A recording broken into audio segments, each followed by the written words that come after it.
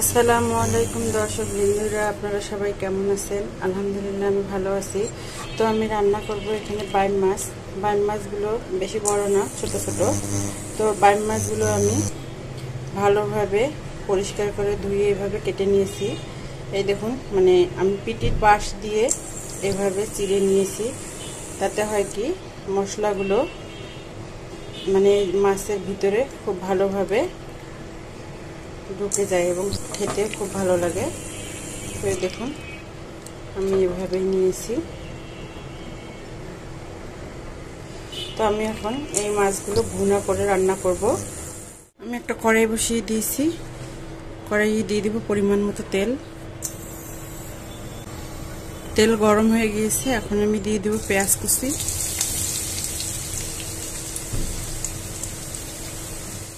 সাথে দিয়ে দেব কাঁচামরিচ কুচি,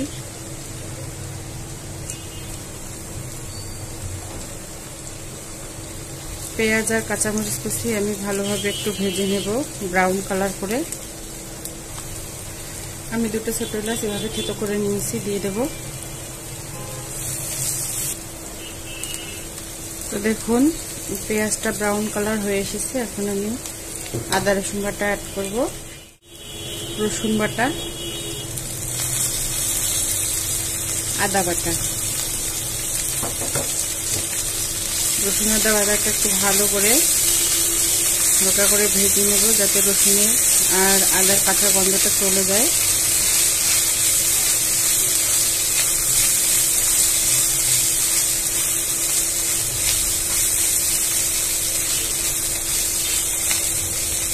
এখানে আমি শুকনো মশলা অ্যাড করব, সেজন্য আমি একটু পানি দিয়ে দেব যাতে শুকনো মশলাগুলো পুড়ে না যায়।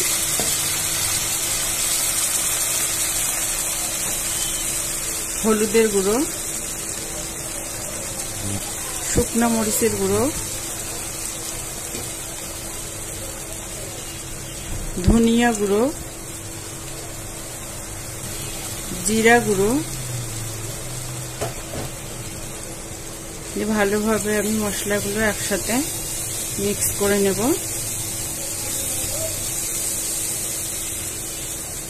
দিয়ে দেব পরিমাণ মতো লবণ।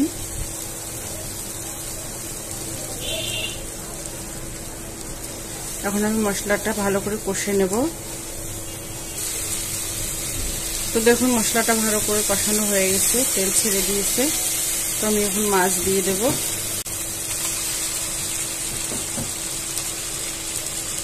মশলার সাথে মাছগুলো ভালোভাবে একটু কষে নেব।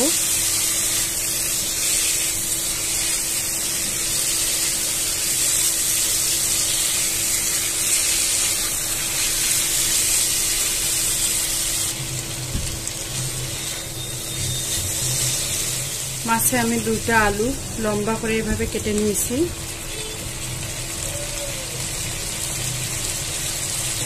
দুটো আলু দিয়ে দিলাম।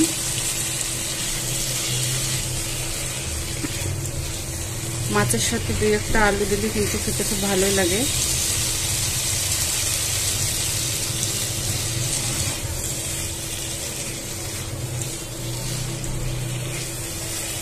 এখন আমি কষে নেব।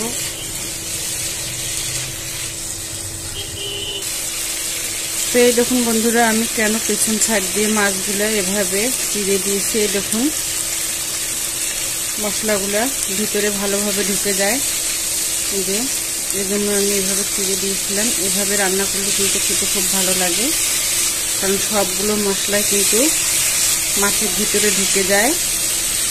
এই জন্য আমি পেছন সাইড দিয়ে চিড়ে দিয়েছিলাম। এই দেখুন,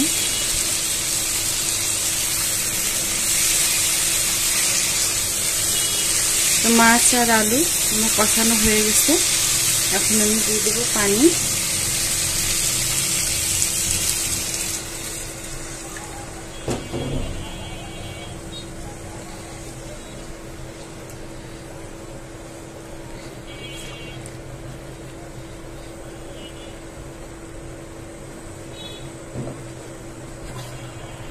আমি এখন ঢেকে দেব।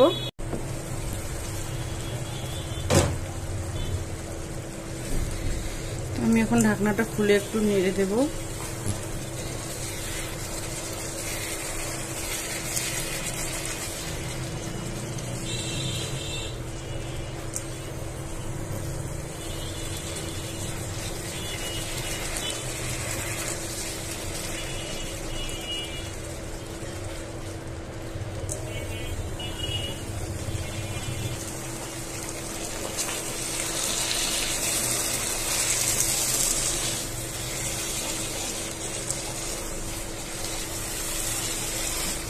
দেখুন আমি আরো একবার হালকা করে কষে নিলাম। মাছটা যদি দুইবার একটু কষে নেওয়া যায় তাহলে কিন্তু খেতে খুব ভালো লাগে। তো আমি এখন আর একটু পানি দিয়ে দেব।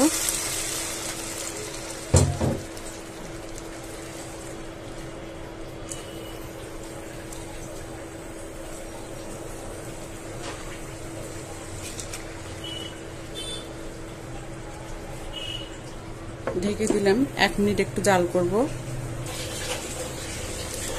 নামানোর আগে একটু গরম মশলার গুঁড়ো দিয়ে নামিয়ে নেব।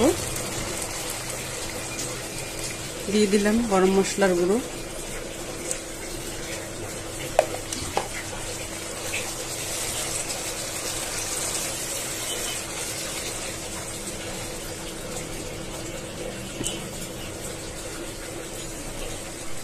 তো এই দেখুন বন্ধুরা, বাইম মাছের ভুনা এভাবে আপনারা রান্না করতে পারেন, খেতে কিন্তু খুবই ভালো লাগে। দেখুন কতটা লোভনীয় হয়েছে খেতে।